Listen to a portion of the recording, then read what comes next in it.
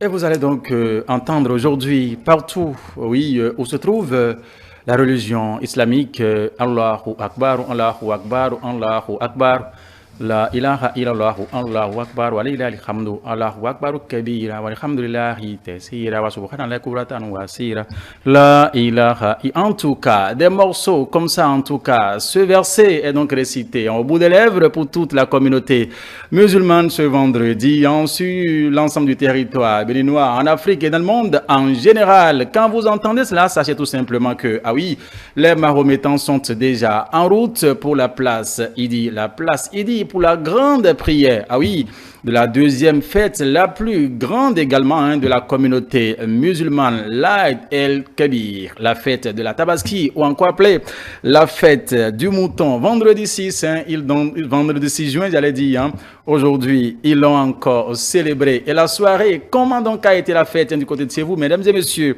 Ensemble, nous allons parcourir, ah oui, les coins et les coins, sans oublier tous les aspects de cette fête aujourd'hui, du nord au sud et de l'est à l'ouest, oui, à travers cette émission spéciale. Je ne serai pas seul, comme d'habitude, le couple reste circonstanciel. Je suis tenté de dire, journaliste, chaque fois, toutes les fois, nous sommes ensemble. Alors, si aujourd'hui, moi, mon prénom musulman, c'est Mousseléoudine Maël, on va vous appeler comment sur ce plateau? Alors, Mathieu Videngoyi, bonsoir. Vous avez dit tout à l'heure quel nom? Ah oui, Mousseléoudine, moi. Mousseléoudine, bon. Je garde Maël. Je garde Maël. Je voudrais bien ajouter TH à la fin, mais je ne sais pas comment faire là. On va dire peut-être Maliatou. Comme vous voulez. Chers téléspectateurs, bonsoir et bienvenue dans Tabaski chez vous. Oui, c'est déjà la soirée. Tous les fidèles musulmans ont déjà quitté la place Idi suite à la prière de ce matin. Et bien sûr, les festivités ont commencé de part et d'autre. Et nous sommes ici pour la fêter, n'est-ce pas? Cette fête de la Tabaski avec vous et à notre manière.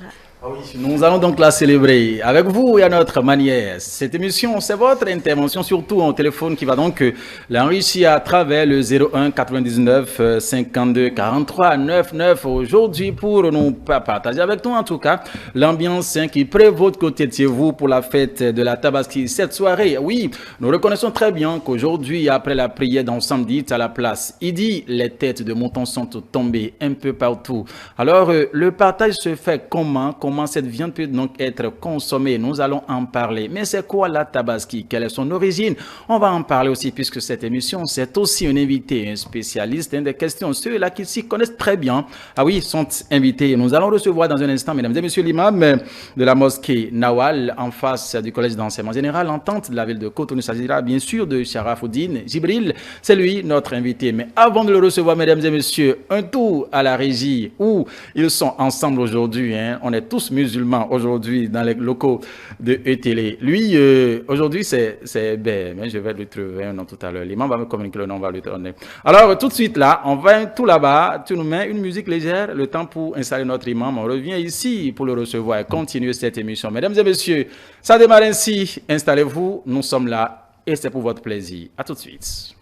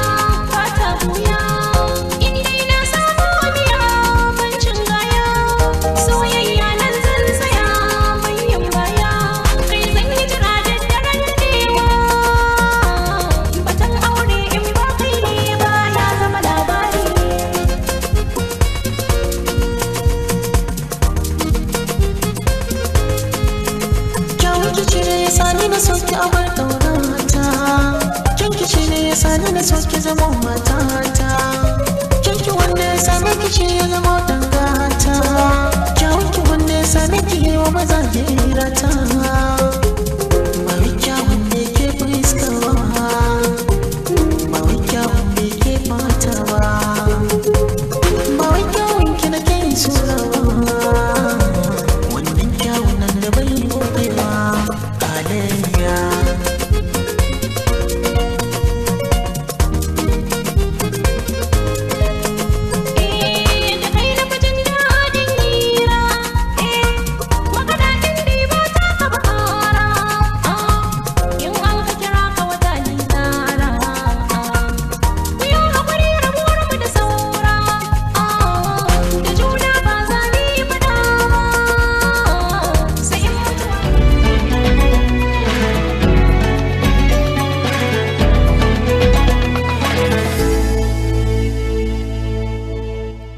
Le décor ainsi planté, mesdames et messieurs, nous allons accueillir notre invité en ce studio. Mesdames et messieurs, où que vous soyez, quoi que vous fassiez, nous savons, bien que oui, vous serez en train, chacun, tous les musulmans deviennent charcutiers aujourd'hui, parce que chacun s'occupe, oui, de sa bête immolée. Nous le savons très bien, mais cela ne va pas en tout cas empêcher d'intervenir. Et l'imam est déjà bien présent. Alors, Maëlatou, il est déjà là, l'imam. Il est là, il est bien assis, il est bien présent sur ce plateau. Et bien, chers téléspectateurs, nous allons questionner un peu ce que signifie la Tabaski. Nous allons entrer dans le sens profond de cette célébration, mais cela ne se fera pas sans inviter. Justement, nous avons invité sur ce plateau l'imam Sharafoudine Djibril. Il est l'imam de la mosquée Nawal. Il est là, je me tourne vers lui. Bonsoir, imam Sharafoudine Djibril. Bonsoir et salam alaikum wa rahmatullahi wa barakatuh. Alaikum salam. Vous auriez pu être ailleurs, mais vous avez accepté être sur ce plateau ce soir avec nous. Merci. Oui, merci beaucoup. Alors, merci, comme l'a dit Mal tout à l'heure, d'être sur ce plateau avec nous. Nous savons bien que c'est une journée vraiment chargée pour les musulmans parce que le jour de la Tabaski, vous le savez bien, que ce soit imam, que ce soit alpha, fidèle musulman, maître coranique, chacun s'occupe bien évidemment des bêtes immolées conformément aux prescriptions du Saint-Coran. Alors, notre imam, notre invité ici, Sharafoudine, je l'ai dit tout simplement, imam de la mosquée Nawal. Oui, à Cotonou, nous allons vous demander aujourd'hui, c'est la fête de la Tabaski. On va s'imprégner un peu, on dit souvent que la répétition est pédagogique. Tabaski, l'Aïd el-Kébir, fête du mouton. Mais c'est quoi? Alhamdulillah, alhamdulillah, alhamdulillah, rabbil alamin, ilahi lakal hamd, wa laka shukru misla ma ahata bihi ilmuk. Ashhadu an la ilaha illallah, wa nashhadu anna Muhammadan abduhu wa rasuluhu. Louange à Allah, l'incommensurablement grand. Nous attestons qu'il n'existe aucune divinité si ce n'est Allah. Nous attestons également que le prophète Mohammed sallallahu alayhi wa sallam est son envoyé et son serviteur. Que la paix, la bénédiction et le salut d'Allah soient sur lui, sur ses illustres compagnons et sur tous ceux-là qui s'évertuent au quotidien pour suivre non seulement la voie du prophète Mohammed sallallahu alayhi wa sallam, mais également pour faire de cette religion, de cette noble religion, la plus grande religion sur le plan de la sainteté dans le monde entier. Moi, c'est Sharafoudine, comme vous l'avez dit, imam de la mosquée Nawal. Lorsqu'on parle de la Tabaski ou Aïd el-Kabir ou Aïd el-Adha, c'est la fête que le musulman commémore pour confirmer une fois encore l'unicité de Dieu et la soumission totale en Allah subhanahu wa ta'ala. On doit se soumettre à Allah et cette soumission, on la copie de tous les prophètes qui nous ont dévancés depuis Adam jusqu'au prophète Mohammed sallallahu alayhi wa sallam, en passant bien sûr par le prophète Ibrahim alayhi salam. Donc c'est une sunna du prophète, c'est dans les habitudes des prophètes et nous l'exécutons aussi.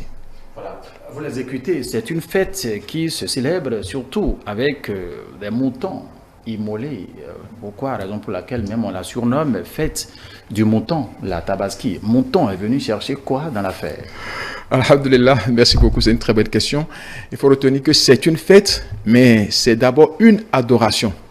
une adoration parce que tout ce que nous faisons en islam, on n'innove pas, on ne réfléchit pas pour faire quelque chose. On fait ce qui est prescrit et ce que les prophètes avant nous ou les hommes avant nous ont réalisé. Vous n'inventez pas. On n'invente pas, on n'improvise pas. Voilà, on n'improvise pas. On fait ce qui est prévu. Donc en islam, on ne réfléchit pas pour dire, bon, et si on faisait comme ça? Non. On fait ce que le prophète a dit de faire, ce que les autres prophètes qui nous ont dévancés. Et lorsque nous revenons à la fête de la Tabaski, et cette tradition a commencé avec notre arrière-grand-père Ibrahim, le prophète Ibrahim alayhi salam, qui, est-ce qu'on va raconter toute l'histoire? On va revenir juste. Oui, sur l'essentiel à retenir. L'essentiel à retenir, c'est que c'est une soumission. Allah a demandé à ce qu'il sacrifie la chose la plus chère qu'il a, c'est-à-dire son fils. Et il l'a exécuté, il a accepté le faire. Et quand il a voulu mettre l'ordre d'Allah en application, Allah lui a donné quelque chose de mieux. Il lui a dit, lorsque tu te soumets à moi, je te donne quelque chose de meilleur. Raison pour laquelle Allah subhanahu wa ta'ala lui a envoyé un grand mouton pour lui dire, voilà, sacrifie ça à la place de ton fils. Et juste après lui, la tradition a continué et jusqu'aujourd'hui, nous continuons toujours par sacrifier un mouton le jour de la Tabaski. Donc c'est là, justement, oui. Maël, oui. Oui, vous avez parlé tout à l'heure de sacrifice et justement lors des prières, on entend souvent parler du sacrifice, du pardon, de l'amour et également de la paix. Quelle est la signification spirituelle alors du sacrifice dans l'islam? Et Allah subhanahu wa ta'ala, Dieu dans l'immensité de sa grandeur, il dit fasol li rabbika wanhar. Il dit il faut adorer, il faut faire l'acte d'adoration, mais après ça il faut sacrifier. Et le mouton qu'on sacrifie, et Dieu ne mange pas la chair, Dieu ne touche pas le sang. C'est une faute de purification, une faute de le fait de mettre en application les prescriptions d'Allah subhanahu wa ta'ala. Et lorsque ce que Allah dit de faire, lorsqu'on le met en application, on est en train de faire l'adoration. Et il ne faut pas oublier, en islam, on a été créé exclusivement pour l'adorer, puisqu'il a dit Inna khalaqtal jinni wal ins illa liya'budun. Je vous ai créé, vous les hommes et les djinns, exclusivement pour m'adorer. Donc, nous, le fait de démoler le mouton le jour de la Tabaski, c'est bel et bien une forme d'adoration pour le musulman. Et c'est ça, c'est pour cela que on immole le mouton pas pour autre chose, si ce n'est pour Allah subhanahu wa ta'ala. C'est pour Dieu. On ne doit pas immoler le mouton pour autre chose. Raison pour laquelle. Tantôt qu'il ne mange pas le sang. Non? Vous disiez tantôt qu'il ne mange pas le sang. Il ne mange pas le sang. Tout ce qu'il nous demande, si Dieu dit par exemple, faites du bien entre vous, ce bien que vous faites entre vous, ça ne profite pas Dieu, ça nous profite nous. Il dit prier. C'est pas qu'en priant, ça va lui faire plaisir. Même si tous les hommes du monde entier refusent d'adorer Dieu, il sera toujours Dieu. Les arbres sont là en train de faire la ilaha illallah.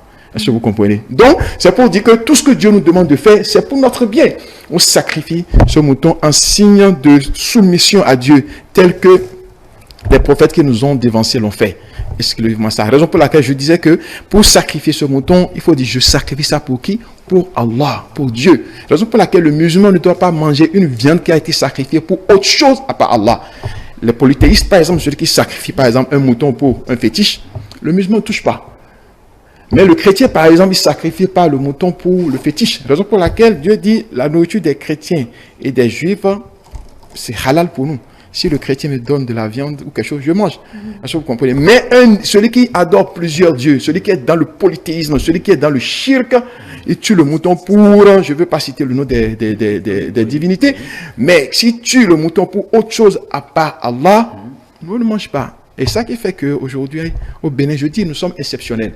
Il arrive des fois où le chrétien, pour immoler le mouton, parfois il dit, pour que le musulman puisse manger, viens m'aider à immoler le mouton. Parce que c'est que le musulman, pour faire ça, il dit, Bismillahi Allahu Akbar. Au nom de Dieu, Dieu est grand. Donc c'est à cause de Dieu que je suis en train de le faire.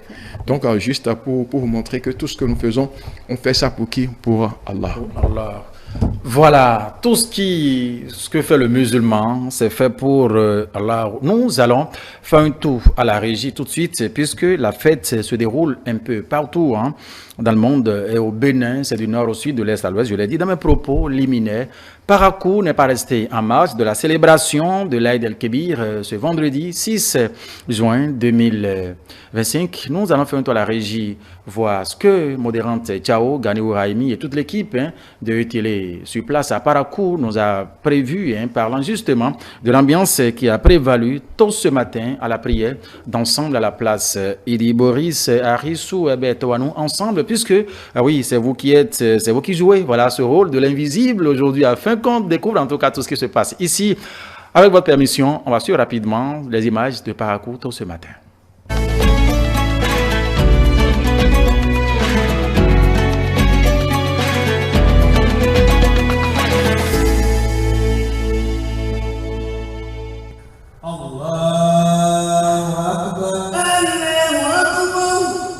Ce vendredi 6 juin, les fidèles musulmans célèbrent la Tabaski, encore appelée fête du sacrifice, dans une ambiance de foi et de recueillement. À Parakou, ils se sont rassemblés tôt ce matin pour accomplir la prière collective marquant le début des festivités. À l'occasion, l'imam a rappelé le sens du sacrifice d'Abraham, invitant les fidèles à cultiver l'obéissance à Dieu, la solidarité et la paix dans leur quotidien. C'est un jour de solidarité et de partage avec les orphelins et les veuves et les pauvres avec les nécessiteux. C'est un jour où l'on renoue, où l'on se réconcilie, où l'on renforce les liens de parenté. Un jour où l'on se rappelle de l'histoire d'Abraham et de son fils Ismaël. Allah exalté soit-il dit, quand c'est-à-dire Ismaël, fut en âge de l'accompagner, Abraham lui dit, « Oh mon fils, je me vois en songe en train de t'immoler. Vois donc ce que tu en penses. » Ismaël dit, « Oh mon père, fais ce que t'est recommandé. Tu me trouveras certes parmi les endurants. » Des fidèles rencontrés à la sortie de la prière partagent leurs impressions. Mes impressions sont très bonnes. Je félicite d'abord toute la communauté musulmane béninoise et toute la communauté musulmane du monde entier. Nous avons fêté dans de très bonnes conditions et nous avons prié. Nous avons prié vraiment pour nos familles respectives. Nous avons prié pour la paix de la population béninoise. On a prié aussi pour 2026, que les élections générales se déroulent dans de très bonnes conditions, dans la paix et la quiétude de tous les Béninois. C'est une fête de partage, c'est une fête d'amour, c'est une fête d'expression, de rapprochement des communautés. C'est une fête également qui doit nous permettre de nous souvenir qu'au-delà de nous-mêmes être, nous devons taire notre partie animale et surtout faire croître tout ce qui va nous permettre vraiment de nous rapprocher et surtout de nous aimer les uns les autres. Et je voudrais donc profiter pour souhaiter que les âmes puissent se taire dans la sous-région pour que l'amour puisse prévaloir, pour que la sécurité soit vraiment au rendez-vous. Donc nos mots sont des mots de gratitude, de remerciement auprès de Dieu et de fierté. Nous souhaitons une très belle fête à tous les fidèles musulmans, à toute la communauté musulmane du Bénin, à tous les musulmans, à tous les Béninois d'ailleurs. Plusieurs fidèles déplorent l'excès de vitesse observé chez certains jeunes sur les voies en ce jour de célébration. Pour éviter cette défiance-là, nous allons dire à ces jeunes-là, la fête ça se fait à la maison, la fête ça se fait dans la tranquillité, il ne faut pas créer de problème à l'autre et il ne faut pas prendre de l'alcool. Et ceux qui en prennent, qui ne sont pas des musulmans, parce que pour les musulmans, l'alcool c'est proscrit. Pour ceux qui en prennent, il faut diminuer. Si tu as la capacité de prendre une bouteille, n'exagère pas, il y a demain. La Tabaski se poursuit dans les foyers avec l'abattage rituel, les repas en famille et les gestes de générosité envers les plus démunis.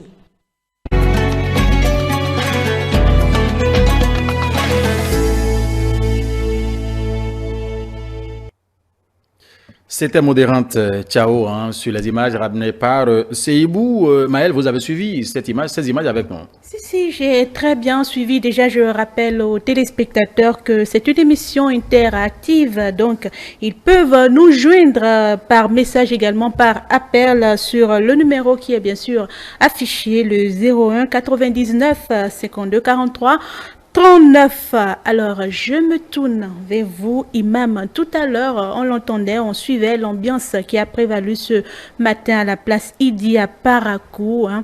Dans son message, l'imam parlait d'Abraham et de son fils. Est-ce qu'on peut revenir un peu sur cet épisode qui, à en croire, quand même, marque quand même cette étape de la Tabaski que nous célébrons aujourd'hui? Oui, alhamdulillah, Rabbil Alamin, nous remercions Allah subhanahu wa ta'ala. C'est une histoire et lorsqu'on aborde l'histoire, on a de l'émotion qui passe dans le corps de l'homme. Vous voyez, Ismaïl alayhi salam qui est un fils, le fils de Ibrahim alayhi salam. Ibrahim étant prophète, Ismaïl également un prophète. Et Abraham a juste, je peux parler en ces termes en griffe, rêvé qu'il est en train de sacrifier son fils sous instruction divine. Il a fallu qu'il appelle son fils et qu'il explique son rêve au fils. Le fils est soumis en même temps pour dire « Père, ce que tu as vu, c'est une réalité. » Parce que le rêve des prophètes est comparable à ce qui se passe réellement. Le fils s'est soumis automatiquement, mais il a donné des instructions à son père. Pour m'immoler, il faut faire tout possible pour que le couteau soit véritablement tranchant, pour que, une fois le couteau touche ma gorge, que ce soit réellement ma mort. Évite également de me regarder dans les yeux, juste pour dire que ce n'est pas de l'hypocrisie. Ismaïl s'est réellement soumis et il est déjà prêt au sacrifice. Il est prêt. C'est pas ce qui se passe aujourd'hui dans la société. Je vais revenir là-dessus. Il est prêt. Il est allé se prosterner en position de prosternation face à la Qibla et demande maintenant à son père, Bismillah, vas-y père.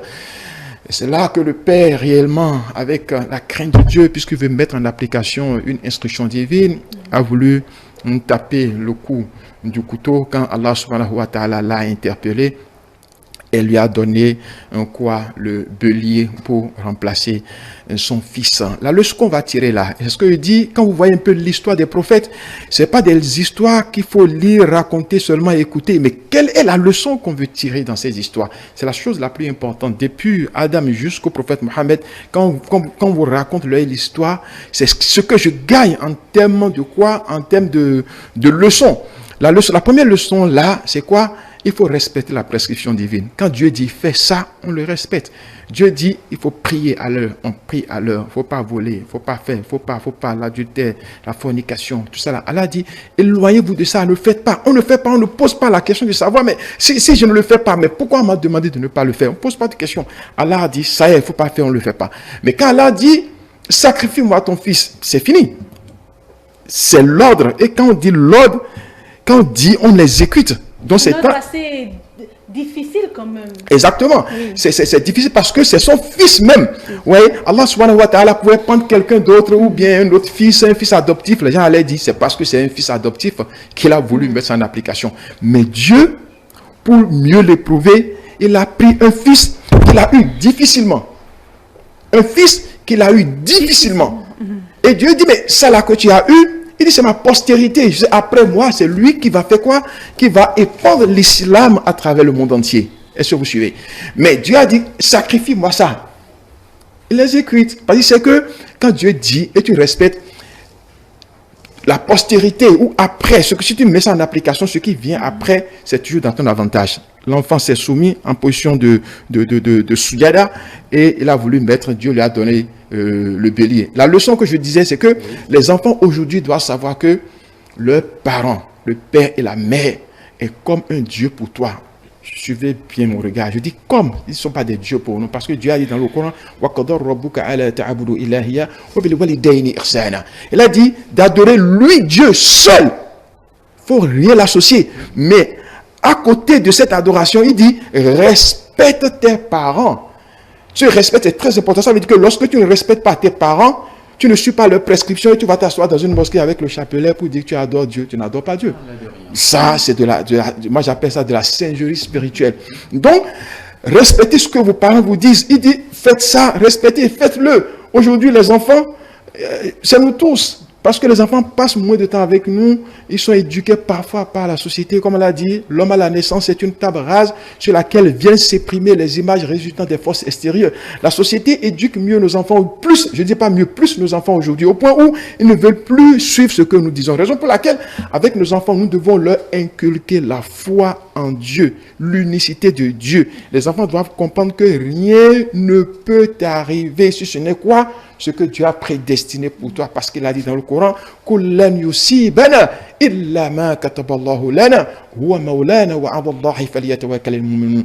ne peut t'arriver, mon frère, cher journaliste, rien ne peut t'arriver, rien ne peut t'arriver, si ce n'est ce que Dieu a prédestiné sur toi. Si prédestiné, ça va se réaliser tôt ou tard. Il va plus loin. Il dit, même si le monde entier se réunit pour te rendre riche, on prend des millions, on te donne. Si lui, Allah, t'a prédestiné le malheur, les millions vont finir. Les gens gagnent les millions dans ce pays. 20 millions, 30 millions, c'est fini. Ils sont revenus à pied.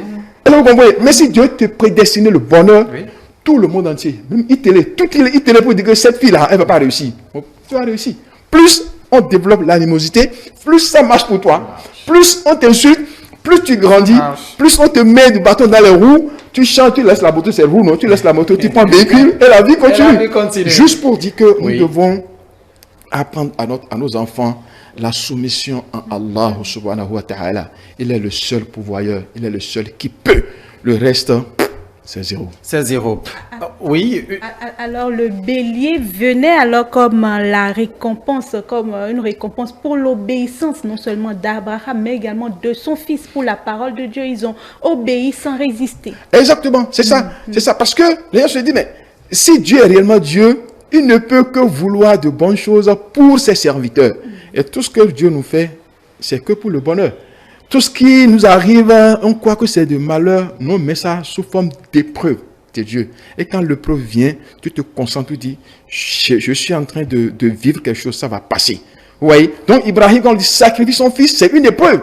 Vous comprenez? C'est une épreuve. Mais c'est en voulant exécuter l'épreuve que Dieu dit, tiens, voilà ce qui est mieux pour toi. Ça veut dire quoi? Dans la vie, si on te dit, si tes parents te disent, au lieu d'aller faire telle chose, au lieu d'aller par exemple au bac D, ton papa dit, ce que tu vas faire, il faut aller au bac A. Quoi qu'en soit ta connaissance scientifique, suis ce que papa dit. Il y a du bonheur là.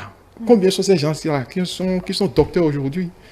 Docteurs dans les matières données, peut-être sont en train de faire d'autres activités que nous n'aimons pas. Juste pour vous dire, quand les parents disent respecter, au-delà de ça, il y a le bonheur. On a parlé là du sacrifice, on a parlé également du respect. Mais il y a également ce mot qui revient, la réconciliation. La réconciliation, d'où tire-t-elle son origine? Cette réconciliation, c'est quelque chose qui doit venir tous les jours. Vous voyez, quand vous prenez la vie de l'homme, la foi de l'homme évolue en dents de scie. Si quelqu'un vous dit qu'il a la foi en Dieu et cette foi-là est ascendante, c'est un menteur. Il fait de l'hypocrisie. La foi, ça va en haut, ça chute, ça va en haut, ça chute. Et quand ça chute, tu te réconcilies rapidement avec ton Seigneur pour dire, écoutez, ça, Dieu m'a dit de ne pas faire ça.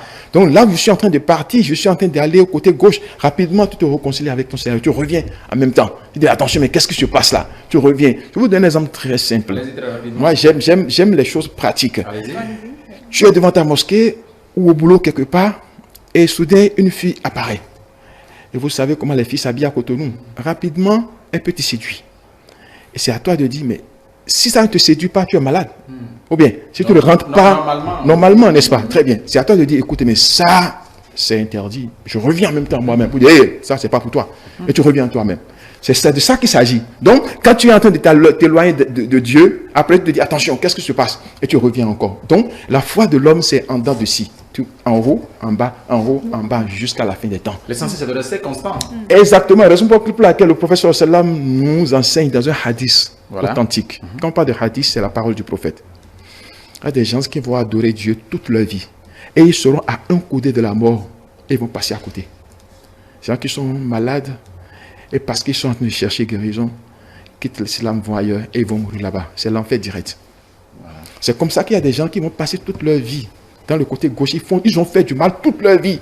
Et ils sont peut-être à un coudé de leur mort, une journée de leur mort, ou bien 30 minutes de leur mort. Ils ont accepté Allah, ils ont dit La ilaha illallah. Réellement, par crainte de Dieu, ces gens-là, ils vont au paradis. Raison pour laquelle on dit, tant que l'avenir existe, toute vérité est partielle. La réalité se trouve à la fin de l'histoire. Nous qui sommes musulmans aujourd'hui, ou croyants, on a peur, on se dit, mais comment est-ce que ça va finir? C'est pourquoi si quelqu'un meurt dans la foi, on le tire chapeau, on dit, alhamdulillah. Donc on demande à Allah subhanahu wa ta'ala de nous aider à mourir musulmans en état de soumission. Voilà, merci à vous Imam pour toutes ces explications. Vous savez bien que ce rendez-vous est bien interactif. Hein. Le numéro est bien évidemment en bas de l'écran. Vous pouvez donc nous appeler pour intervenir, poser toutes sortes de questions. Justement, notre invité présent dans ce studio, vous pouvez aussi envoyer des SMS. Hein. Il en vient déjà quelques-uns que nous allons rapidement, dans un petit instant, récapituler rapidement et les livrer. S'il y a des questions là-dedans, on va les adresser à l'imam au nom de tout un et chacun de vous. Mais de grâce, quand vous envoyez les messages, il faut vous permettre de signer nom à la fin. Si possible également, le lieu d'où vous nous suivez, c'est très important. Aussi, 01 99 52 43 39, c'est pour intervenir en direct. On fera un tour à Parakou, bien sûr, dans un instant, afin de savoir ce qui se passe dans l'après-midi, après la prière de matin, qu'est-ce qui se passe dans la ville, dans les maisons. Gani Raimi, en tout cas, serait en train de s'apprêter déjà. Alors, on va faire un tour à la régie, une petite musique rapidement, le temps pour nous de voir quelques messages déjà présents ici, on les récapitule, on revient juste après. Ensemble à la régie, on y va.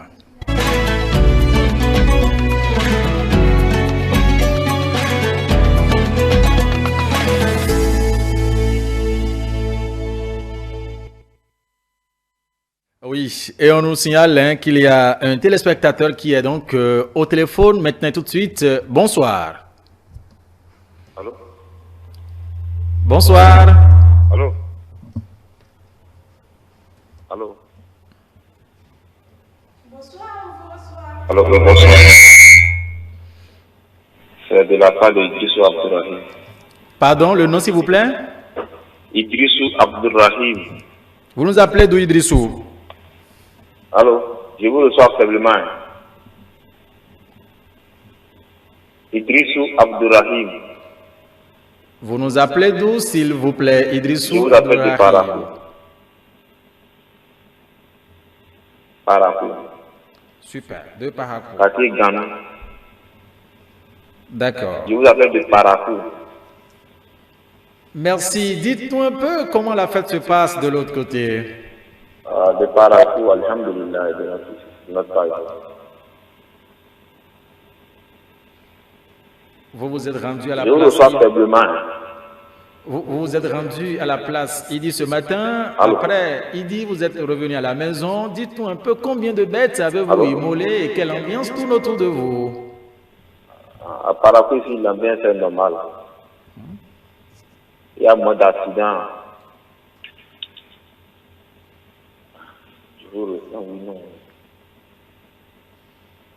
Je ne vous reçois pas. Allez-y avec votre message, s'il vous plaît. Allez-y avec votre message.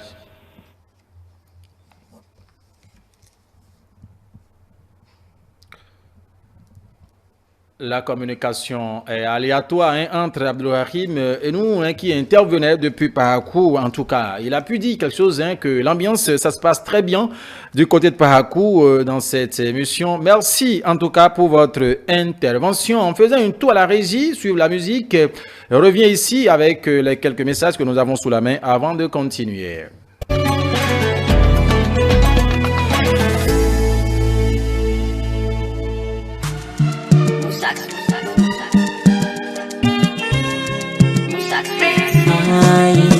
Abin ya motsa yana dukan rai ya bakin ganga soyayya ce. Abin ya motsa yana dukan rai ya bakin ganga soyayya ce.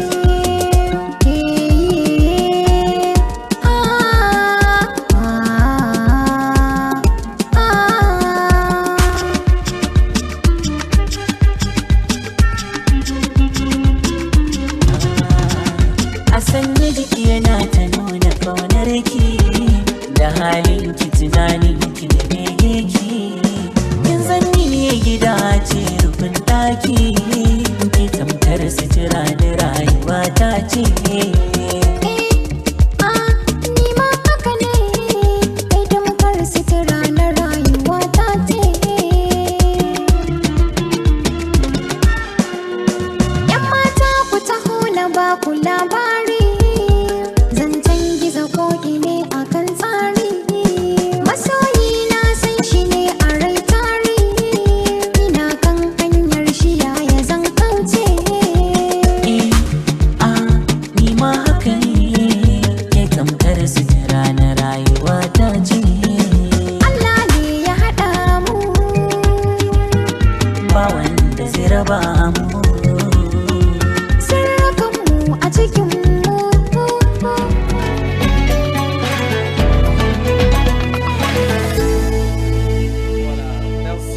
merci à vous, merci à vous, merci à vous, puisque cette émission se poursuit. Et comme je vous le disais, Maël, nous avons quelques messages qui nous sont parvenus.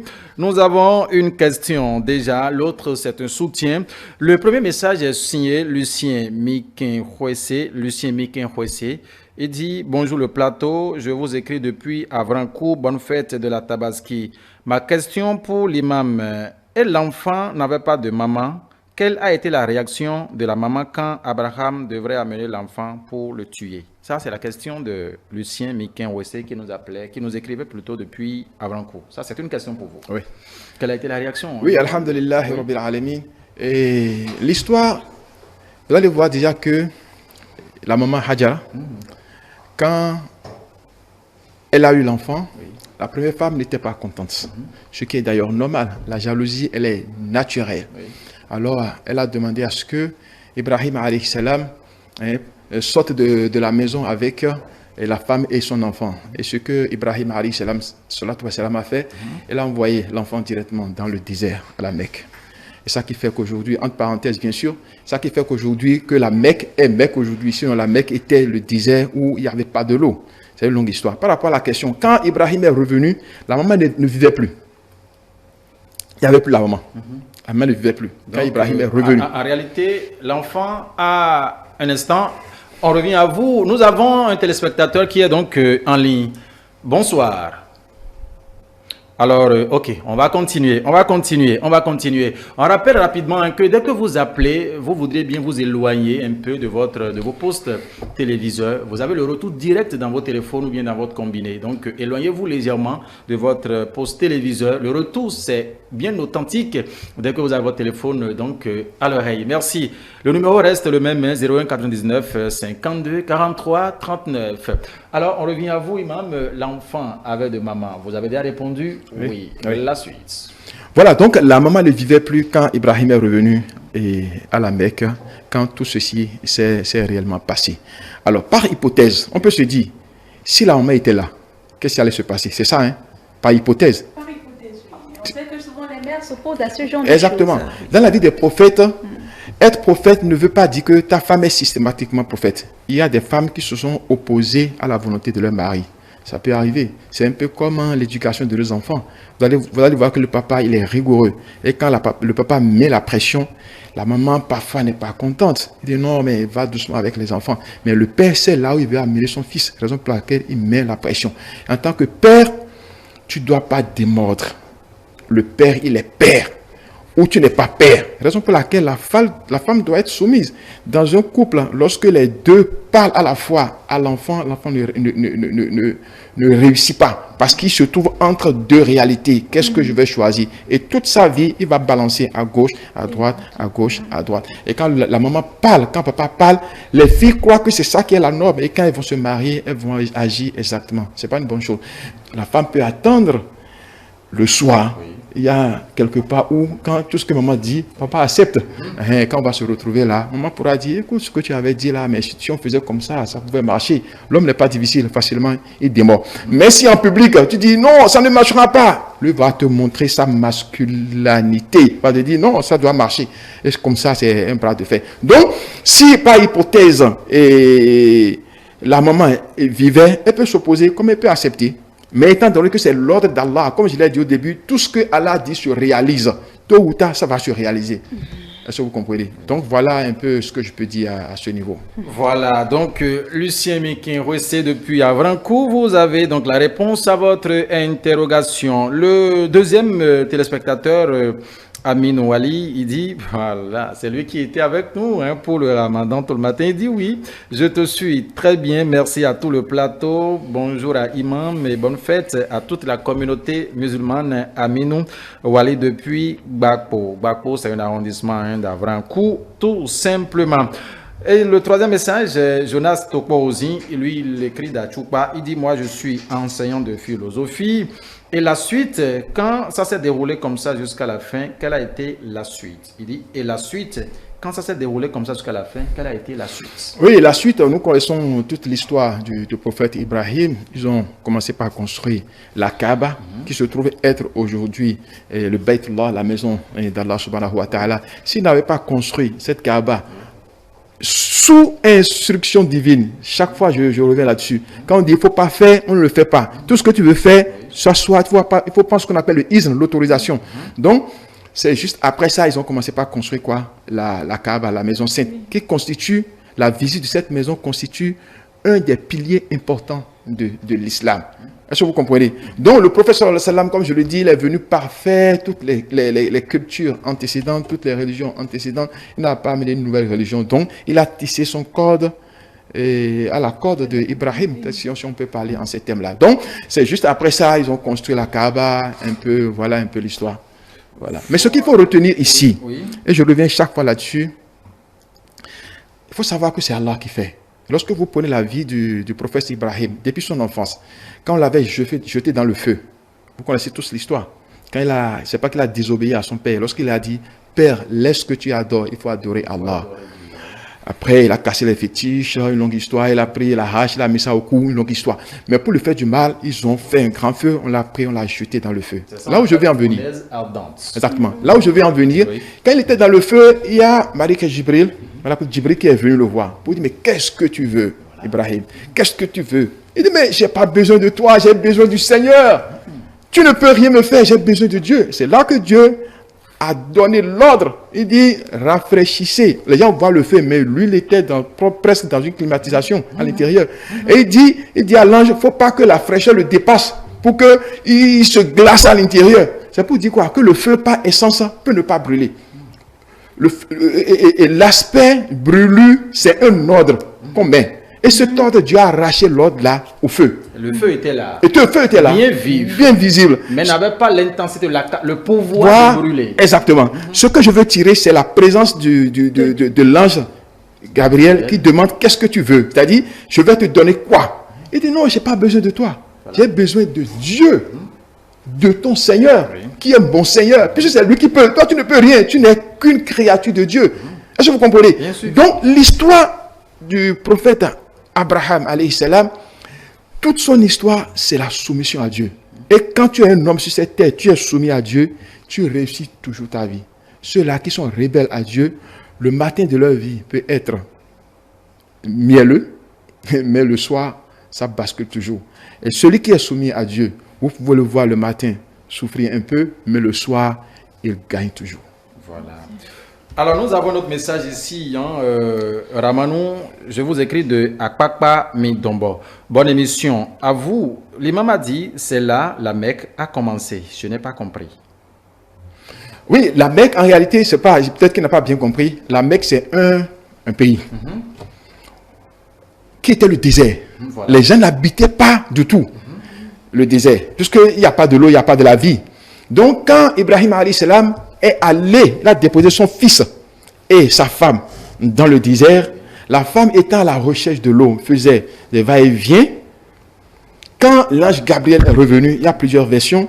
Une version qui dit qu'il a tapé le sol avec son aile, ce qui a fait jaillir l'eau, qu'on appelle Zemzem aujourd'hui. D'autres disent que c'est pas son pied, d'autres disent que c'est le pied de Ibrahim. Tout compte fait, l'eau a jailli au niveau du désert. Ce qui a fait que tous ceux qui sont dans la péninsule arabe, comme ils ont vu l'eau, ils ont commencé par s'installer autour de cette ruisseau. Parce que l'eau, c'est la vie. Donc, étant donné qu'il y a la vie, les gens ont commencé par s'installer. Et la ville de la Mecque a commencé par être réellement une vie. Est-ce que vous comprenez? Donc, la construction de la Kaaba a fait que tout ce que nous faisons comme rite en tant que 5e pilier de l'islam, c'est réalisé au niveau de la Mecque, puisqu'il y a la Kaaba là.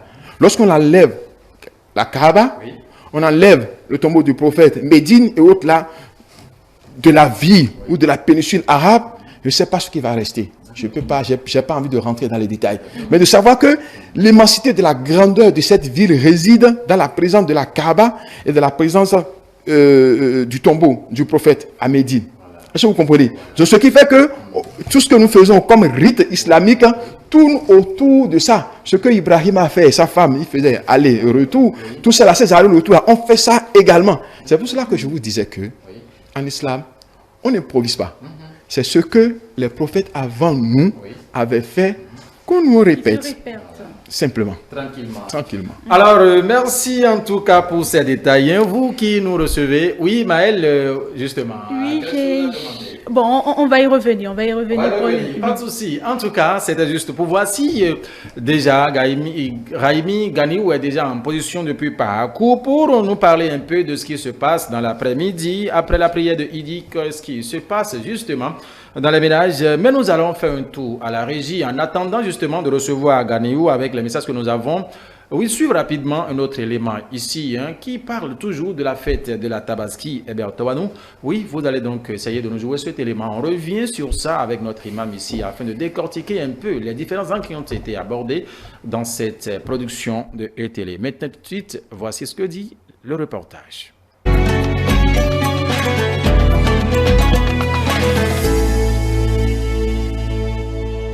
Les musulmans du monde entier célèbrent le 10e jour du mois lunaire, l'Aïd el-Kébir, communément appelé Tabaski ou fête de mouton.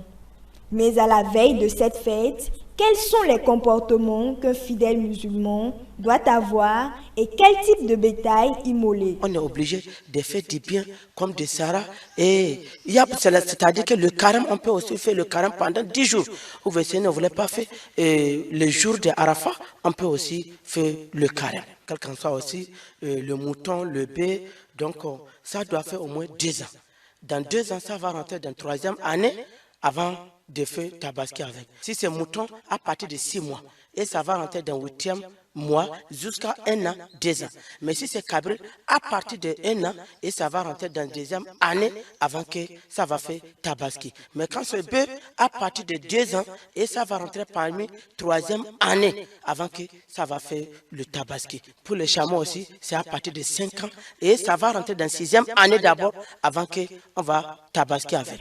Pour l'imam, avant et même pendant la fête, il faut que tout musulman célèbre la Tabaski dans un esprit de fraternité et de partage. La veine, on partage à nos voisins qui sont à côté de nous, qui n'ont pas de moyens. Et il y en a aussi certains qui sont musulmans, ont pris le même mosquée, on est ensemble matin, midi et soir. Mais ils n'ont pas moyen. Et c'est le jour de la fête que tout le monde devait manger la viande. Et ceux-là qui n'en ont pas, il faut les partager, il faut les faire du bien. Et on les donne pour qu'ils sachent que vraiment, aujourd'hui, c'est le jour de la fête. Même ceux qui ne sont pas musulmans, il faut les satisfaire avec cette fête. Pour ceux qui n'ont pas les moyens de se procurer de bétail le jour de l'Aïd el-Kébir, 3 jours après la fête, ils peuvent toujours s'en procurer selon les prescriptions du Coran.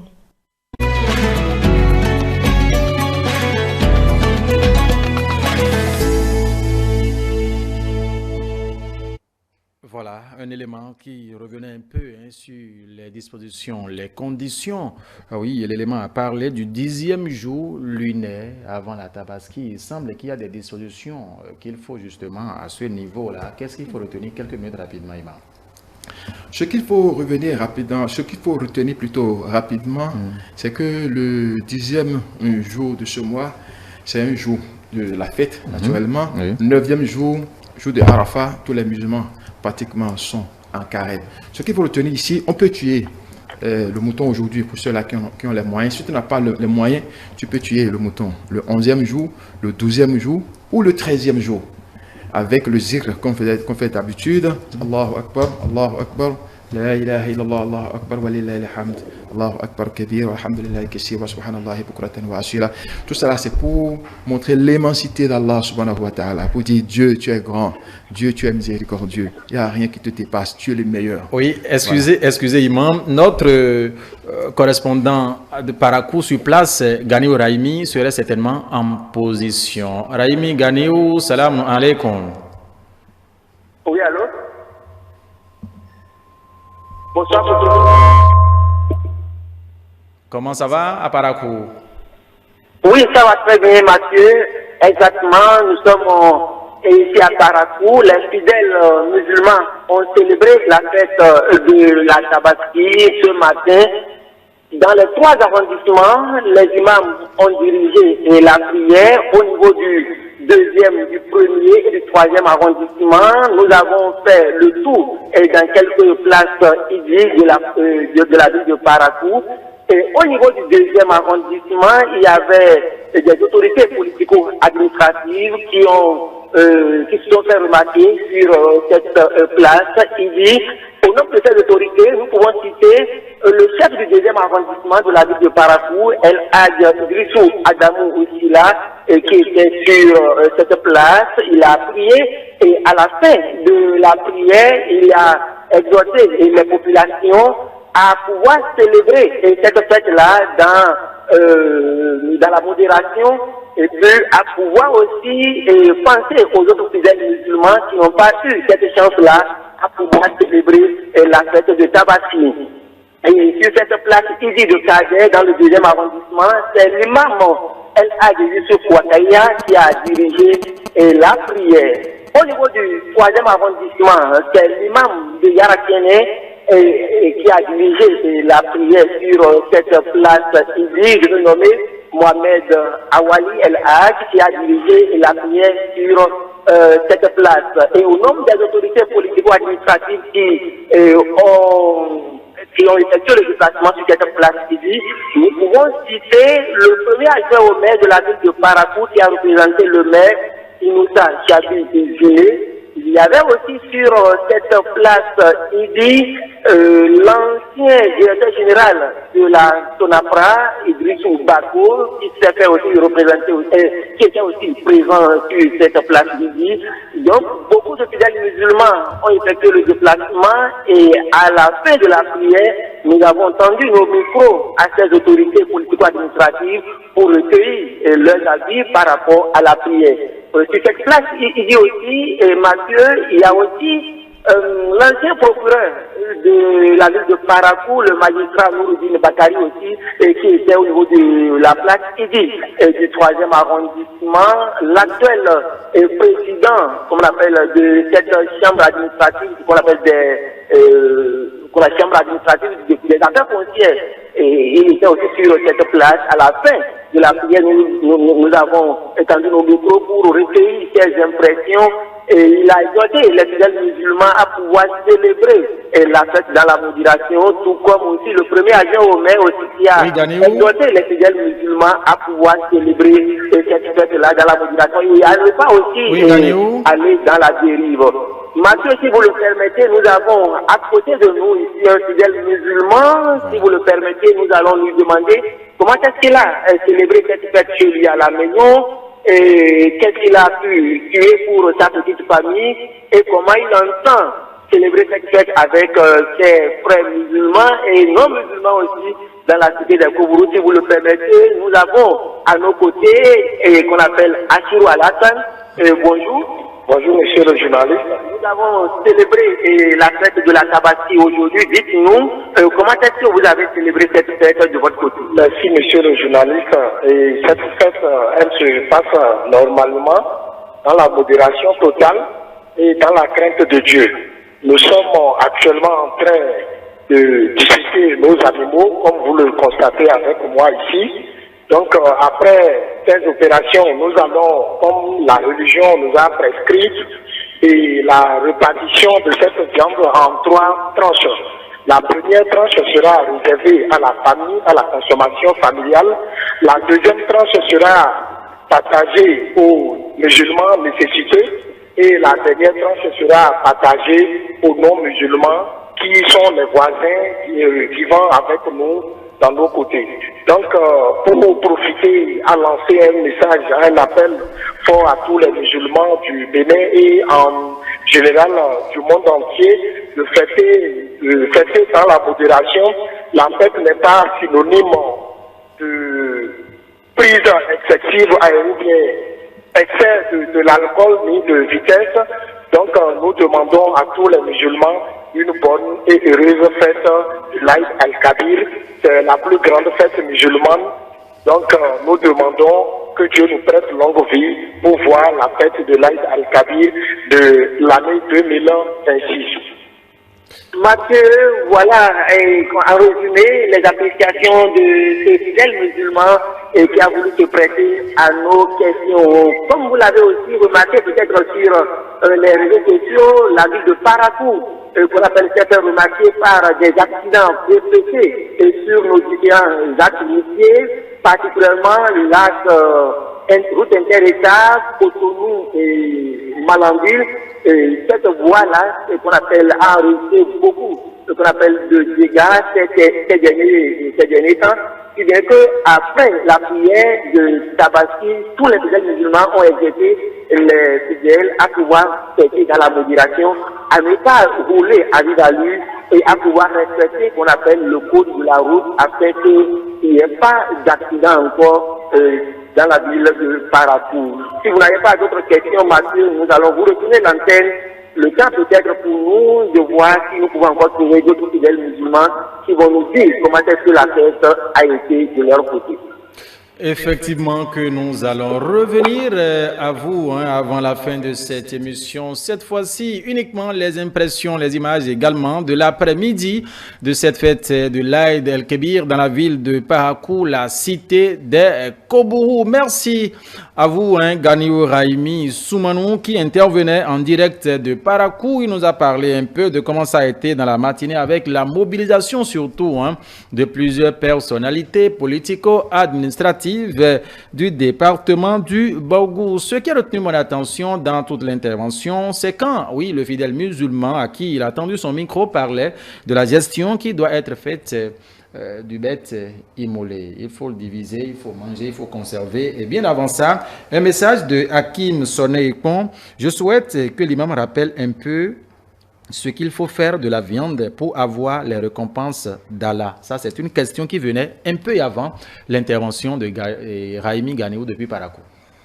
Oui, les deux questions se rejoignent. Il faut retenir que la viande, le prophète sallallahu alayhi wa sallam a dit, lorsque vous prenez la viande, il y a une partie pour la famille et la seconde partie en guise d'aumône. Et les savants disent qu'il faut diviser cette viande-là en trois parties. Une partie pour la famille, une partie pour les amis et la seconde partie pour les voisins. Les amis, c'est que je travaille par exemple à Papa et je suis à Agla, je peux envoyer la viande un peu partout. Mais les voisins, c'est ceux-là qui sont autour de toi. Parce que le prophète sallam a dit que ces gens-là, ils ont un droit sur nous. On n'a pas besoin de chercher à voir s'ils sont musulmans ou pas. Donc il y a une partie de cette viande qui doit aller à l'endroit de ces frères-là aussi. Voilà un peu les trois parties pour la viande. Voilà. Et moi, je vais peut-être demander, est-ce que c'est une obligation de tuer un mouton le jour de la Tabaski? Est-ce qu'il faut forcément sacrifier une bête pour célébrer la Tabaski? Oui, c'est oui et non. Une condition... Si tu as les moyens. Si tu as les moyens. Tu t'achètes un mouton ou un bœuf ou un chameau, il n'y a pas de problème. Et si je n'ai pas les moyens même de... Ah, si tu n'as pas les moyens, ce n'est pas une obligation. Il ne faut jamais. Maintenant, ça a tellement une bénédiction que à ce niveau, si tu sais que tu peux rembourser la dette, c'est-à-dire que je viens vers toi pour dire, mon frère, peux-tu m'aider à avoir 150 000 pour m'acheter un bœuf ou un mouton, sachant pertinemment que je peux rembourser. Parce qu'il y a des gens qui passent l'argent, mais ils savent qu'ils ne peuvent pas rembourser. C'est comme un ami qui m'appelle, mon frère, est-ce que tu peux me donner 100 000, mais je ne sais pas quand est-ce que je vais te rembourser. Je sais que ça, c'est cadeau, il veut quoi. Donc, quand tu n'as pas les moyens, l'islam, c'est la facilité. Il n'y a pas d'obligation en islam, c'est la facilité. Dieu dit, la yukallifullahu nafsan. Je ne veux pas vous charger d'un fardeau qui vous dépasse. Lorsque vous avez une épreuve aujourd'hui, c'est ce que vous pouvez supporter comme épreuve que Dieu vous envoie. Donc, ce n'est pas une obligation. Si tu as les moyens, alhamdulillah, si tu n'as pas les moyens, il n'y a pas de problème, tu gères comme ça. Et ce qu'il faut retenir avant de finir l'émission, c'est que tu peux tuer. Cette partie. Ah d'accord, avant de finir cette partie, c'est que on peut tuer le mouton, comme on peut tuer le bœuf, comme on peut tuer les caprins ou le chameau. Seulement, la différence ici, c'est au niveau de l'âge des animaux. Et ça rejoint un peu la science. Il y a quelque chose qu'on appelle la maturité physiologique des animaux. Et lorsque vous prenez les ovins, c'est-à-dire les moutons, leur maturité physiologique, c'est moins d'1 an. C'est-à-dire, à partir de 6 mois, on peut mettre l'animal là à la reproduction. L'animal est mûr. Raison pour laquelle Allah subhanahu wa ta'ala, étant donné qu'il est omniscient, il est plus scientifique que nous, il dit prenez les animaux mûrs. Donc on prend quoi? Un animal, un mouton, un ovin. Pourquoi c'est l'ovin? C'est différent, c'est ayonoubo. Voilà, donc c'est ça qu'on appelle les ovins. Prenez un ovin qui est bélier aussi, voilà, ça c'est le mâle. Vous pouvez le prendre pour faire. Maintenant, si c'est les caprins, c'est-à-dire les moutons de maison là, si c'est ça que vous voulez utiliser, il doit avoir plus d'1 an. C'est l'âge de la maturité physiologique au niveau de cet animal. Lorsque c'est un bœuf, il doit avoir 2 ans révolus, c'est-à-dire plus de 2 ans. Là encore, c'est la maturité physiologique. Avant de mettre un bœuf à la reproduction, l'animal doit tourner autour de 2 ans. Vous voyez, Dieu est plus scientifique que nous. Scientifique, il est Ouais, donc c'est un peu ça. Et vous partagez la viande entre les frères, les musulmans, les voisins. Voilà. Oui, ici, rapidement, j'ai un message de Saliou qui me dit, il dit oui, vous avez parlé un peu de comment ça se passe, mais dites-nous clairement, si quelqu'un ne tue pas le mouton le jour de la fête, est-ce qu'il a encore la possibilité de tuer après?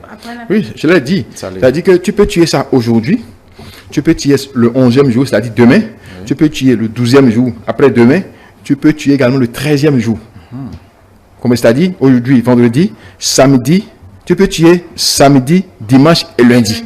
Voilà les 3 jours-là. Après ça, ce n'est plus la tabaski que tu fais. Non, c'est pas. Tu peux tuer ça, c'est pour autre chose. C'est pour autre chose. Alors, merci à Saliou qui n'a pas précisé son lieu d'où il nous écrivait. Ce qui est sûr, nous reconnaissons tout simplement, oui, que vous nous suivez effectivement. Et dès que vous appelez, je vous rappelle une fois encore, veuillez éloigner un peu le combiné de votre bouche. Restez aussi à l'écart, un peu distant de votre poste téléviseur. Vous avez le retour nickel, justement, dans vos oreilles. Cette émission se poursuit. On fait un tour à la régie, on prend une pause avec la musique. Et s'il y a d'autres messages, on va essayer de les recenser aussi et venir ici vous livrer la quintessence afin que l'invité en plateau vous parle justement de ce qui fait la réponse. Alors, à la régie, vous avez très belles choses pour nos téléspectateurs cet après-midi. On y va, c'est parti.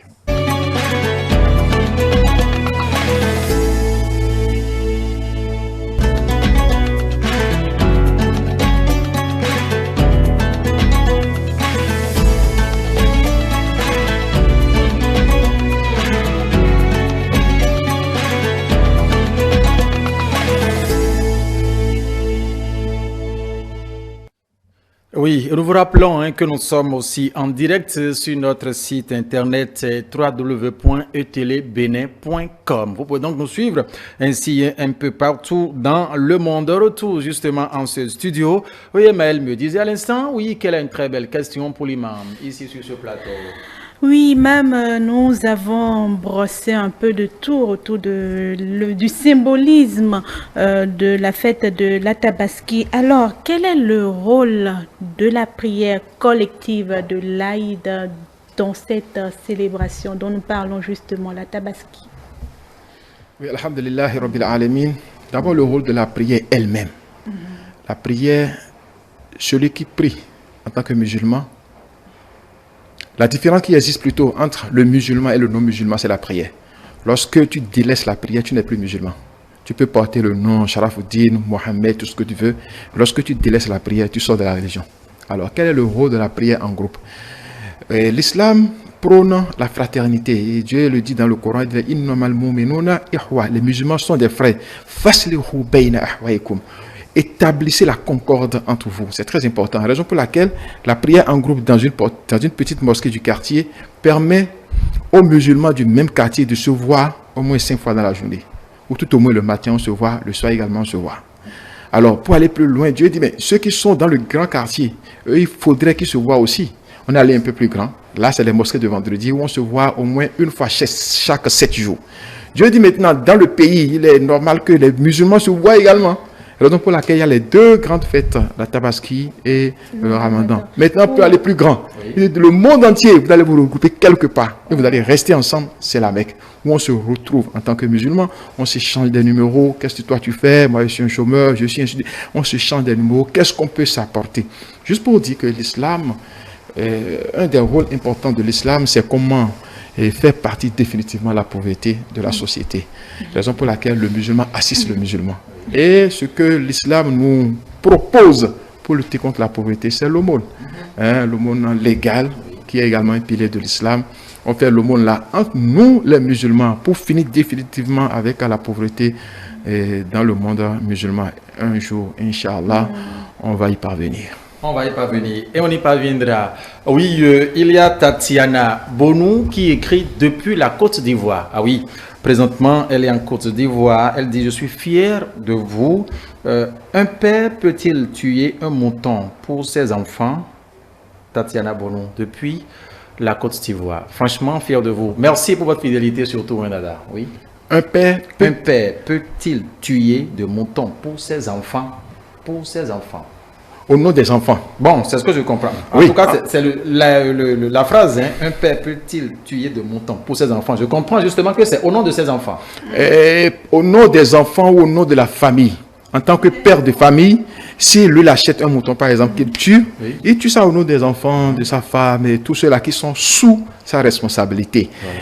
Peut-être que cette question n'est pas très bienvenue. Vous allez voir un peu. Oui, on peut en tout cas, ici, en fonction de notre compréhension, des expériences également, la matière reformulée afin de lui servir. Oui, c'est pour dire qu'il arrive des fois où vous avez un frère en Europe. Vous savez, là-bas, ils ont un peu de difficulté à tuer les moutons. Donc, il peut envoyer l'argent pour dire acheter un mouton et tuer. Donc, celui qui veut tuer, il met l'intention qu'il est en train de tuer pour celui qui est en Europe. Il ne met pas l'intention que c'est lui qui tue. C'est vrai qu'il va bénéficier de la viande, mais il met l'intention qu'il tue le mouton.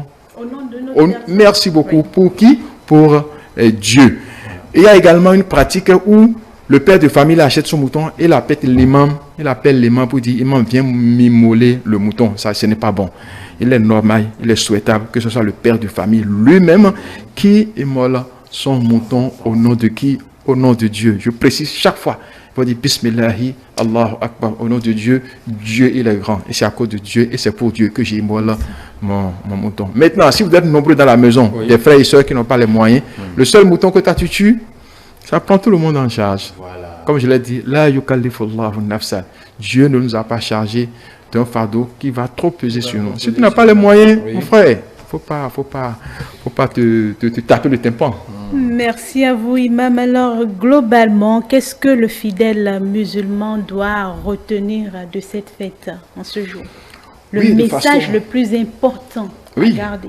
Le message le plus important, je l'avais déjà dit, je vais toujours le répéter, c'est la soumission à Dieu. Et c'est ça l'islam. Quand on dit que tous les prophètes, je dis bien tous les prophètes, les 124 000 prophètes que Dieu nous a envoyés, ils ont toujours prôné quoi? La soumission à Dieu. On dit qu'ils ont tous fait l'islam. Pas l'islam en tant que saint pilier, les trucs comme ça, mais ils ont toujours fait l'islam en tant que soumission à Dieu. C'est la raison pour laquelle on dit Jésus-Christ est un musulman. Parce qu'il a dit quoi? Ayez confiance en Dieu, placez votre confiance en Dieu. Lorsque vous aimez Dieu, lorsque vous placez confiance en Dieu, vous aurez la vie éternelle. Donc, voilà les messages de Jésus-Christ, par exemple. Raison pour laquelle nous, les musulmans, nous disons que Isa alayhi salam, Jésus, est également un musulman. Donc, le message que nous devons retenir au cours de cette fête, c'est que nous devons placer pleine confiance en Dieu et nous éloigner surtout du polythéisme.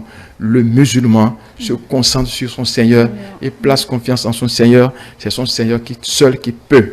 Et vous devez savoir que le talisman n'a rien à voir avec l'islam. Ça, je le dis chaque fois, les gens doivent le comprendre.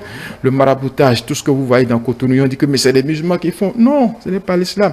La consultation, ce n'est pas dans l'islam, c'est interdit. Ça n'existe nulle part, quelque part dans le Coran. Donc tout ça, c'est pour nous dire, placez confiance en votre Seigneur. Qu'est-ce que tu veux aller chercher? Qu'est-ce qui va se passer demain dans ma vie? Non, place confiance en Dieu. C'est lui qui peut, personne ne peut. Donc, ce que nous devons garder ici, c'est Dieu qui peut. Et la petite histoire. Oui, allez-y très rapidement. Il y a un vieux qui avait un petit problème, il était à la mosquée en train de demander à Allah subhanahu wa ta'ala, assiste-moi, parce qu'il a besoin, je crois, de 100 000 ou 200 000 pour régler un problème. Et il y a un riche qui est rentré à la mosquée, il dit, tiens, 200 000. Il a pris, il dit, merci beaucoup. Le riche dit, écoute, prends mon numéro pour demain, lorsque tu as encore besoin de moi, tu m'appelles. Il dit, mais je n'ai pas besoin de toi. Celui qui t'a envoyé vers moi, j'ai besoin de lui. Et quand j'aurai besoin de l'argent, je vais l'implorer et il va m'envoyer encore quelqu'un. Ça, c'est ça qu'on appelle la soumission et la confiance totale en Dieu. Tout simplement. Exactement. Au lieu de prendre le numéro du bienfaiteur, il a refusé. Non. Il dit prends le numéro de Dieu. Tout simplement.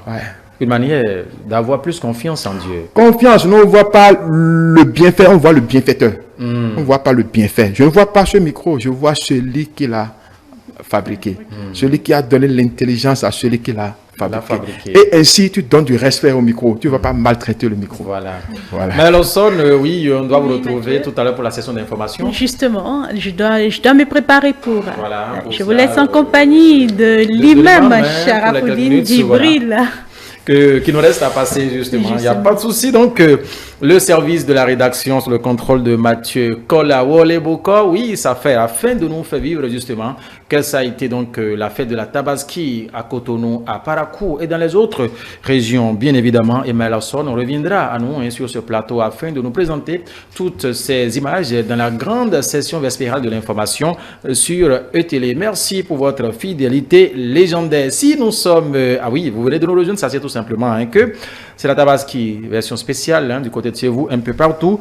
Oui, d'où vous nous suivez avec notre invité en studio, Sharafoudine Jibril. Il est l'imam de la mosquée Nawal à Cotonou. C'est donc une mosquée située donc à Cotonou, en face du collège d'enseignement général de l'Entente. Nous avons encore quelques 2 ou 3 messages à lire avant de quitter ce studio, puisque nous en avons encore une vingtaine de minutes avec notre imam. Mais bien avant cela, on fait un tour à la régie. Vous avez de la musique, il faut donc nous la servir afin qu'on prenne un peu de pause. Un instant pour nous de voir les messages et revenir à vous.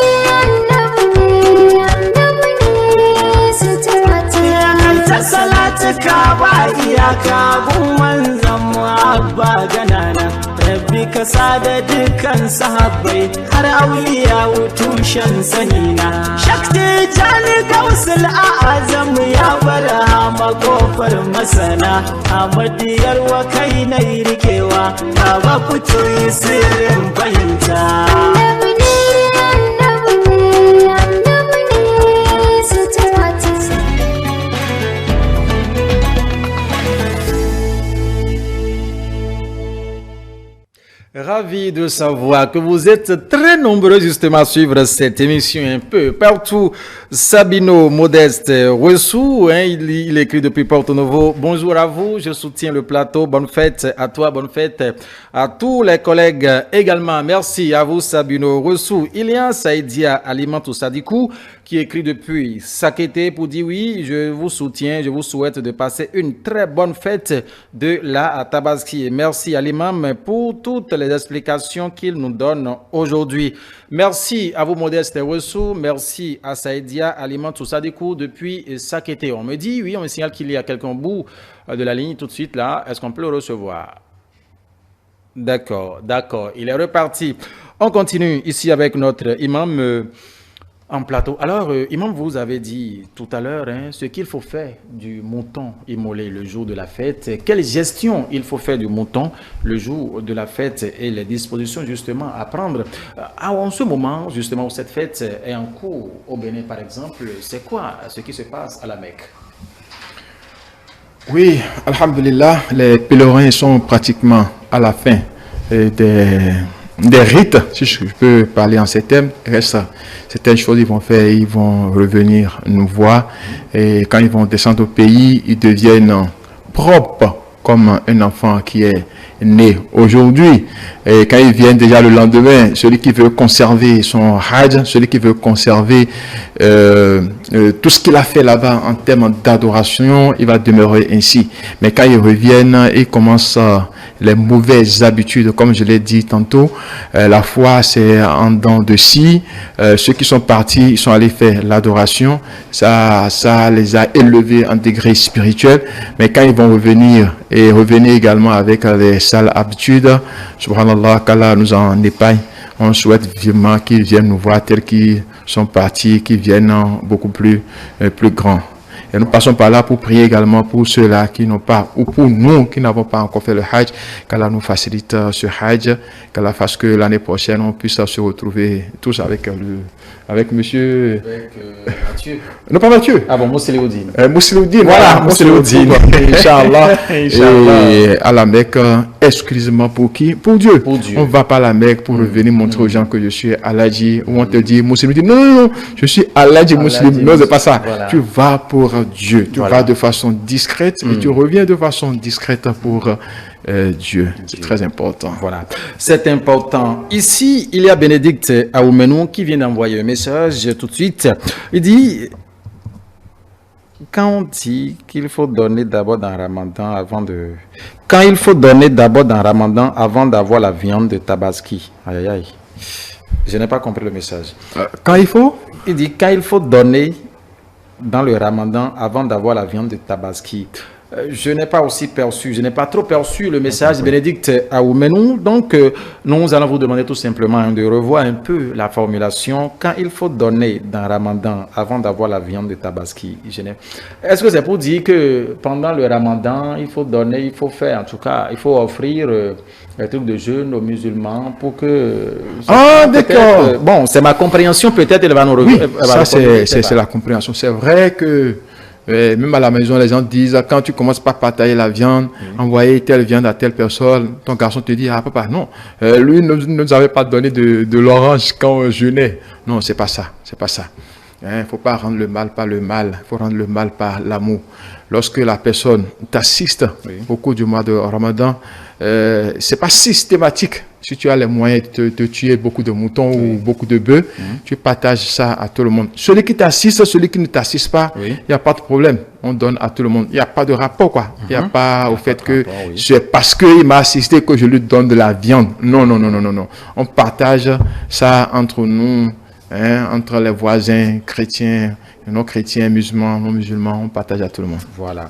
Donc c'est tout le monde qui a donc droit à la viande si on vous en donne, bien évidemment. Alors, Bénédicte Aoumenou, si en tout cas vous avez encore une autre manière de reformuler votre message afin que l'imam n'apporte les éclaircissements appropriés, il faut donc le faire avant la fin de cette émission. Nous en avons encore pour quelques minutes. Il y a Landry Ronfort. Landry Ronfort, bonjour Mons, bonjour le plateau. Je vous écris depuis Adjara, bien sûr.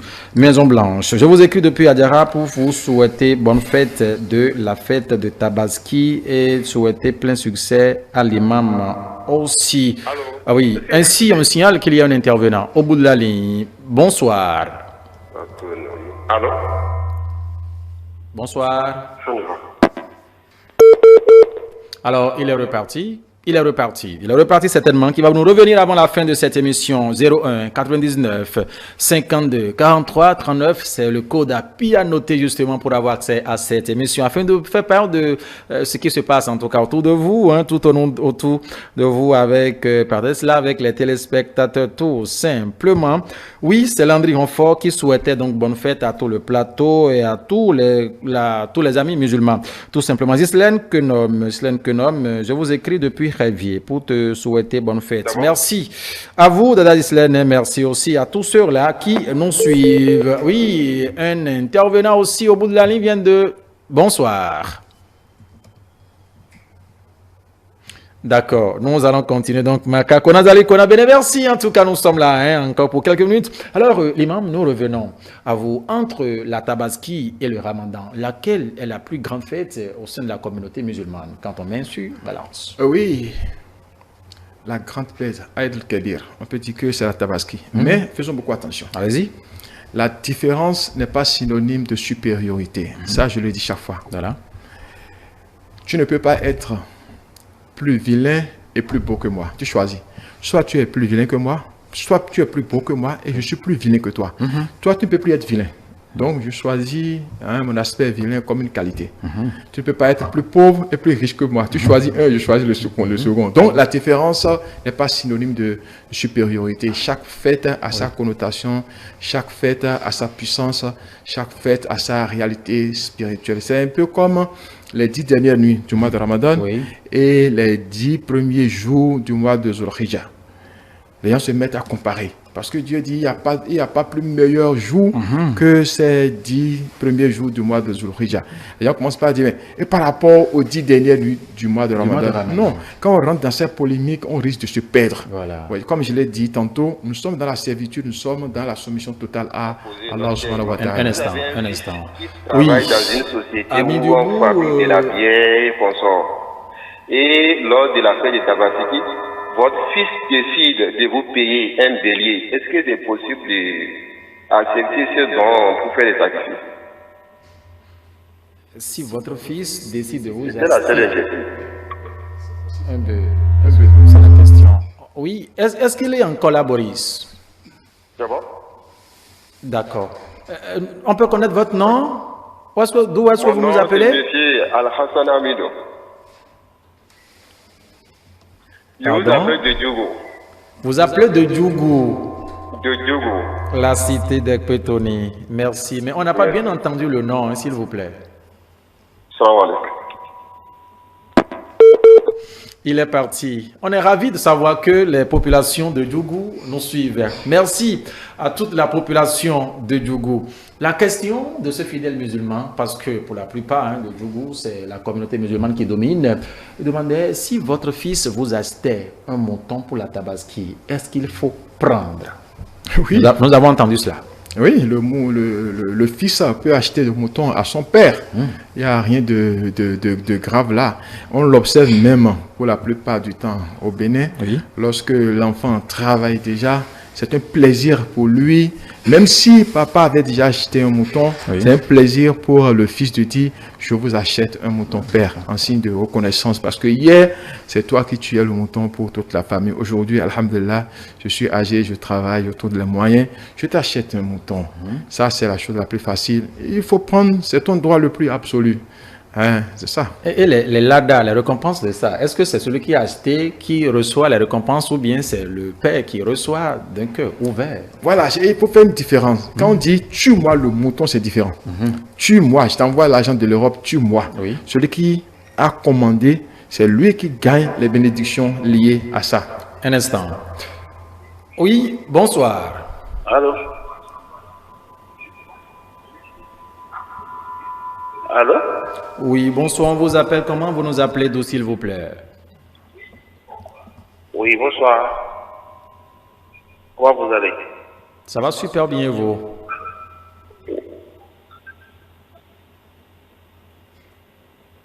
Vous nous recevez? Ça va bien. Éloignez-vous un peu de votre télévision, s'il vous plaît. Moi, éloignez-vous un peu de votre télé. Dima. Et vous n'avez pas bien répondu, il a entendu la question que le monsieur a posée. Éloignez-vous un peu de votre poste téléviseur, s'il vous plaît. Ça nous permettra de bien vous entendre. Vous n'avez pas bien répondu ou bien entendu la question que le monsieur précédent a posée. Voilà. Rappelez-nous la question, s'il vous plaît. Le monsieur précédent vous demandait si vous avez un fils qui travaille dans une société où on fabrique des boissons alcoolisées. Et s'il vous achète, il travaille dans une société où on vend les boissons alcoolisées. Et si c'est de là, il perçoit son salaire. Et s'il vous achète un mouton pour la tabaski, est-ce que vous allez prendre? C'est la question que le monsieur de Djougou a posée. D'accord. Rappelez-nous votre nom, s'il vous plaît. Votre nom. Il ne sait pas si je me suis fait comprendre. Très bien, nous vous avons très bien suivi. Très bien. Allô? Oui, nous vous recevons très bien 5 sur 5, s'il vous plaît. Est-ce que vous avez compris la question que le mouton? Nous avons finalement très bien compris, il n'y a pas de souci. Il n'y a pas de souci, on a très bien compris. Il dit, vous avez un enfant qui travaille dans une société de fabrication des boissons alcoolisées.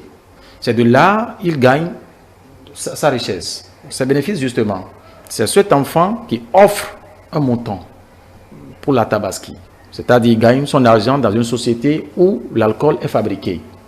c'est lui qui vous offre un mouton? C'est la question. Voilà, ça, c'est maintenant j'ai compris la question. Je crois que c'est un fils qui offre quelque chose à son père. Et alhamdulillah, Allahu A'lam, c'est Dieu qui connaît, c'est lui qui sait rétribuer les bénédictions. Ce que nous devons retenir, moi je voulais parler des faits. Aujourd'hui, nous avons des frères ou des enfants qui ont étudié à l'université ou au fini se sont retrouvés après leur diplôme, soit dans une entreprise où on fabrique de l'alcool ou quelque part où on fait de la loterie, ce qui est interdit en islam. Ah bon? Oui. La loterie. La loterie. Le musulman ne joue pas à la loterie. Ah bon? Et les jeux de hasard en général. Ah bon? Le musulman ne fait pas les jeux de hasard. On reviendra à cela. Répondez d'abord à la question. Oui, je suis en train de venir. Super. Donc celui qui travaille quelque part où on fait de la loterie, où il prend de l'alcool, où il travaille quelque part où on vend de l'alcool. Oui. Est-ce que il peut offrir le mouton à son père? Oui. C'est la question, ça. Un instant, j'ai un téléspectateur au bout de la ligne. Bonsoir, on vous appelle comment? Vous nous appelez d'où?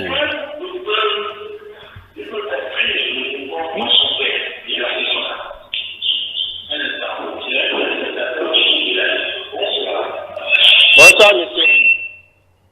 Allô? Salam alaikum wa barakatuh. Abdelaziz depuis Pobé. Abdelaziz depuis Pobé. Allô?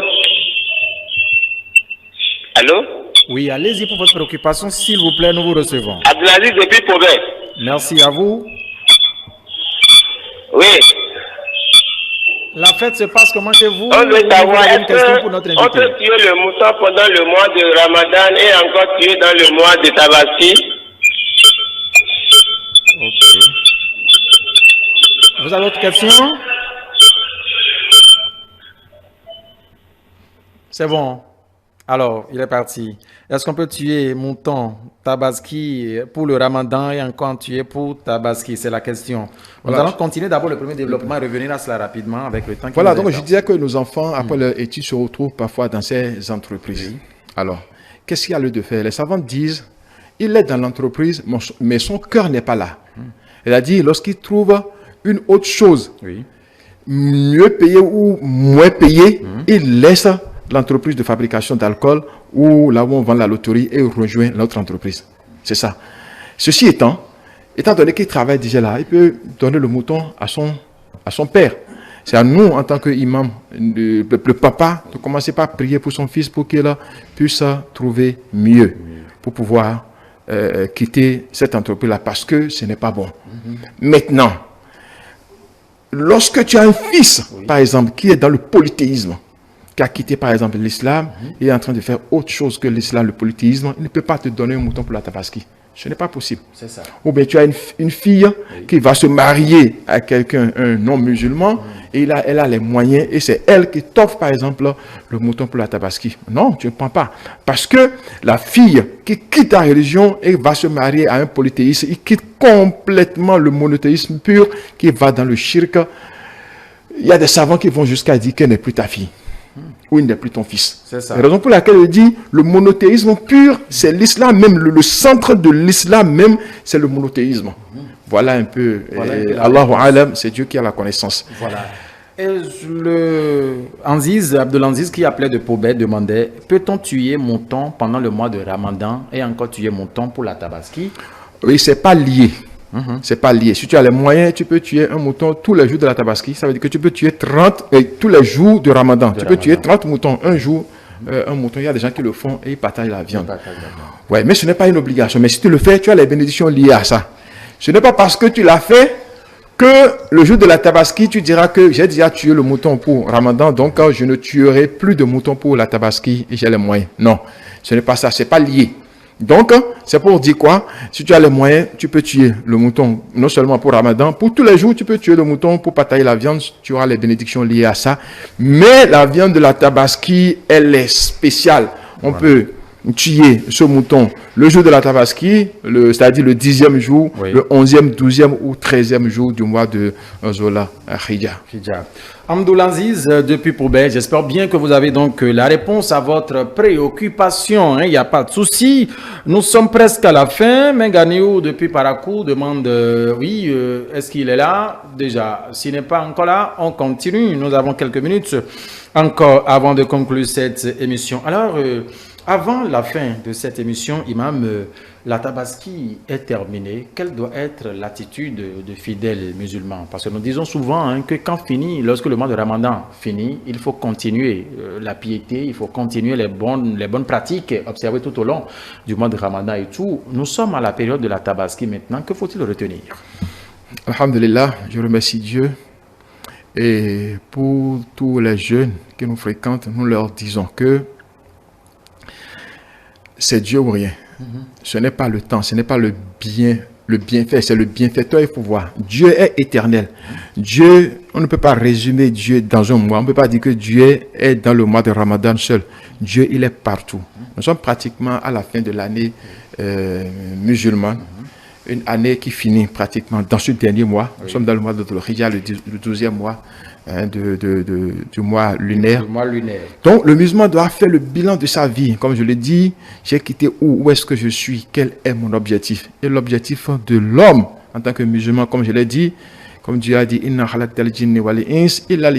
l'avais déjà dit, Dieu nous a créés exclusivement pour l'adoration. On doit se concentrer exclusivement sur l'adoration. Cela ne voudra pas dire qu'il faut laisser son boulot pour aller s'asseoir dans une mosquée pour dire je suis en train de faire de l'adoration. Non, c'est pour dire que tout ce que tu fais, tu mets Dieu devant. C'est-à-dire, je me lève le matin pour aller au boulot.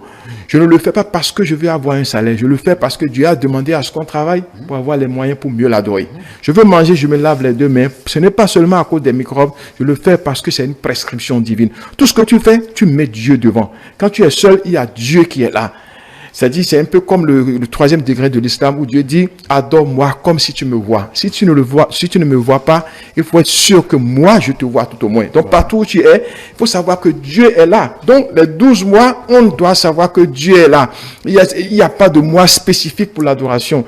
Le mois de Ramadan a ses particularités. Les mois simples également ont leurs particularités, ainsi de suite, ainsi de suite. On doit faire le bilan de notre vie et être un exemple. Je dis, le prophète sallam nous a laissé une belle religion. Mais aujourd'hui, la seule chose que nous allons faire pour amener les gens à l'islam, c'est nous-mêmes notre comportement. Parce que le prophète il est venu pour parfaire les comportements.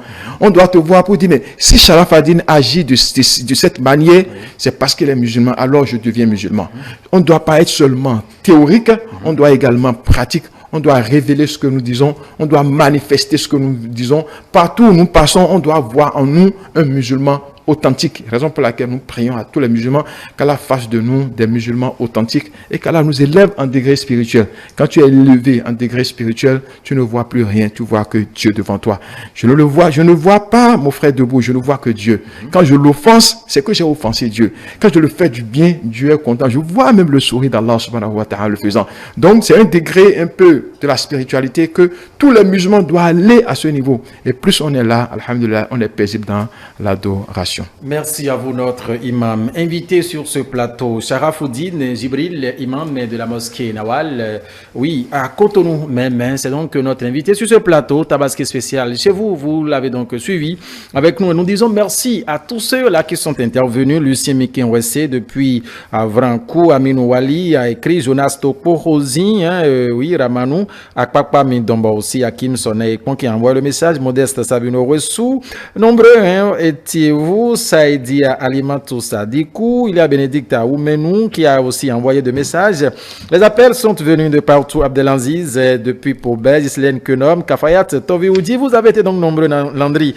Enfin, nombreux étiez-vous. En tout cas, merci infiniment de nous avoir suivis, toute l'équipe de préparation de cette émission. Mathieu Kolawole, oui, Bokor, Angèle Toboula, Merveille Sosa, Rolonou, Serifat Dansou, une manière pour nous de souhaiter bonne fête à toutes, en tout cas à tous les collègues et toutes les collègues musulmanes ici. Nafisat Arsani, Serifat Dansou, Ramziat, aussi Baba Bodi, Bassam, Imoru et tous les autres, et également nombreux, en tout cas étions-nous à la partie technique. Et pour cette émission, Boris Arissou, oui, eh bien, Tawanou est restée là. Charmel Béanzin, c'est elle qui est restée à la diffusion. Caméra Deogracias, oui, Deogracias Fagla, c'est lui qui a assuré ici avec Michel, notre invité. Merci infiniment d'avoir pris part ici. Merci beaucoup. En islam, nous disons Assalamu alaikum wa rahmatullahi wa barakatuh. Wa alaikum salam wa rahmatullahi wa barakatuh. Mesdames et messieurs, ainsi prend fin cette émission. Le rendez-vous de l'information, c'est dans quelques minutes avec Maël Lawson, qui a bien démarré avec nous et qui va clôturer justement avec la session de l'information sur ETélé. Aujourd'hui, merci en tout cas de nous avoir suivis. Bonne fête à vous une fois encore. Vous avez encore quelques minutes, sinon quelques jours pour rattraper. Pour vous qui n'avez pas encore immolé votre mouton, l'année prochaine, par la grâce de Dieu, on va encore se retrouver avec le même plaisir pour partager un plateau du genre avec la même détermination. Bonne fête à vous, portez-vous bien et à très vite.